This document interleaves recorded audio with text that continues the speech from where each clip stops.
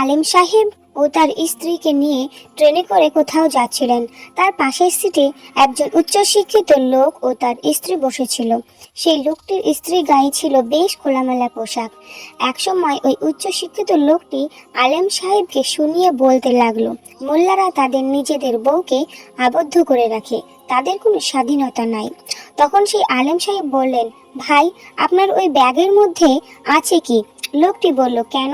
এতে আমার মহা মূল্যবান জিনিস আছে। আলেম সাহেব বলল, এগুলো আপনি তাহলে ব্যাগের মধ্যে রেখেছেন কেন?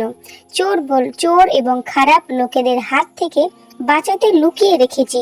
তখন আলেম সাহেব বললেন, আমি আমার বউকে এইভাবেই লুকিয়ে রেখেছি যেন তার দিকে কোনো খারাপ মানুষের নজর না পড়ে, কারণ আমার কাছে আমার স্ত্রী টাকা পয়সার চেয়েও বেশি মূল্যবান, আর আপনার কাছে আপনার স্ত্রীর চেয়ে মূল্যবান হচ্ছে আপনার ধনসম্পদ। তাই তো আপনি